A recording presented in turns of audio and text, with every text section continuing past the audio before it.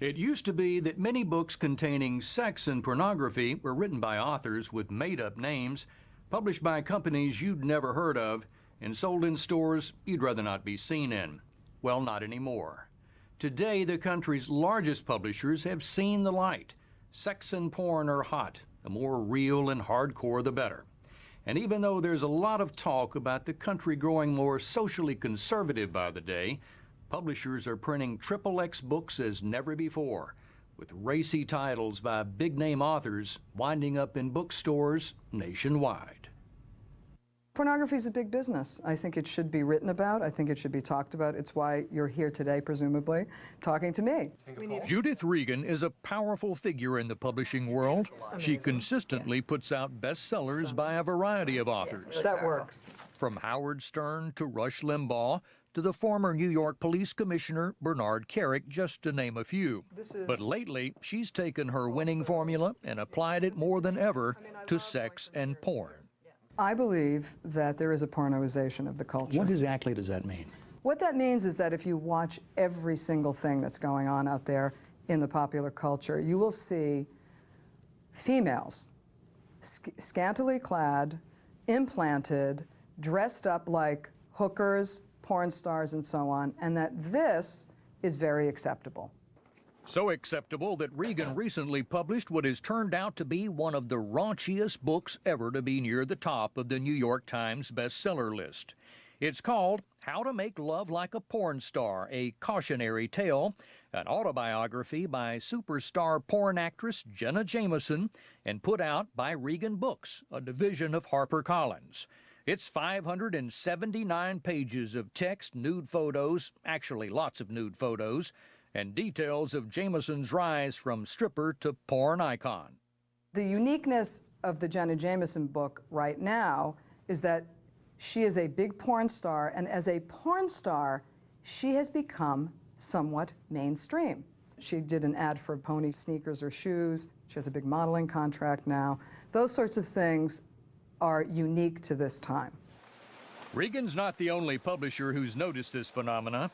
While sex has always been a part of literary history, now mainstream publishers are rolling out reality-driven hardcore, like porn star sex tips and explicit erotic memoirs. And they're doing it with some unlikely authors. Jameson's book was co-written by Neil Strauss, a former reporter for the New York Times. And this book, XXX, 30 Porn Star Portraits, is by the renowned portrait photographer Timothy Greenfield-Sanders. What I love about this book is the way it's been accepted. I mean, because it does have nudity in it, but it also has some amazing writing, and also writing from the porn stars themselves. It's all about porn stars, including Jenna Jameson, and features portraits of them fully clothed and totally unclothed. Between the 60 full-page pictures are essays by literary luminaries like Gore Vidal and Salman Rushdie. And then this is the list of the porn stars alphabetically. Greenfield-Sanders says this $35 coffee table book is his attempt to capture the human side of porn. I would ask porn stars, I'd say, well, what's your best attribute? What's your best feature? You know, usually I say to somebody, what's your best angle? And it usually means, you know, which side of the face is better.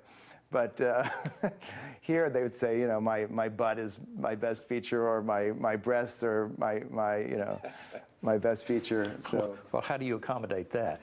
You do your best to accommodate that. Okay, everybody quiet a second. I'm looking right here. It was a surprising choice of subjects for someone whose work is part of the permanent collection at the Museum of Modern Art. Hold on a second, let me just focus this. And who's made a name for himself by photographing famous people, from actors like Alec Baldwin to artists and world leaders like the President of the United States and First Lady. So what's the difference between taking a photograph of the President's wife and Jenna Jameson? Jenna Jameson's better in front of the camera. And swing slightly with your body toward the light. After 25 years in photography, Greenfield-Sanders thought he'd seen it all, but apparently not. He was fitting his XXX shoots between his usual high-profile jobs while hoping a publisher might be interested someday. That's it, right there. When the New York Times got wind of the project and ran a story. Then a most unusual thing happened.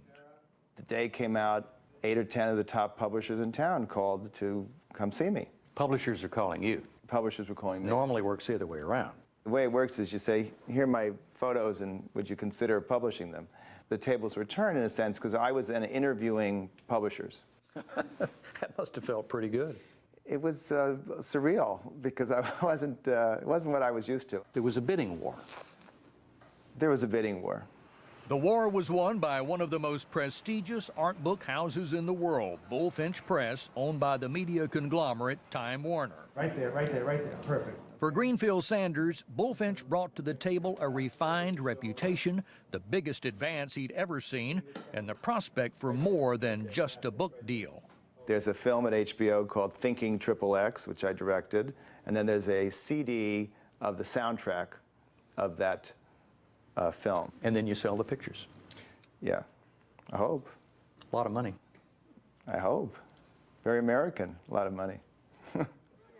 Greenfield-Sanders hit the jackpot. At the recent gallery premiere in New York, where the portraits were on sale for $35,000 a pair, the author couldn't sign books fast enough. And on Amazon.com, one of the major indicators of a title's performance, XXX ranked for weeks in the top 100. This picture. As they say, one man's pornography is another man's art. Let me ask you the question that some people might automatically have is, he's just trying to put some lipstick on the pig here.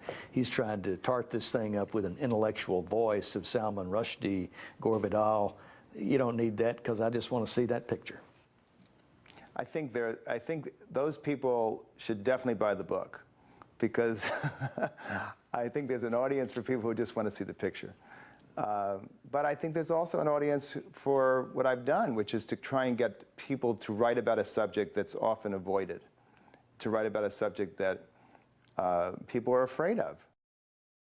Whatever you think of it, it's available at a bookstore near you.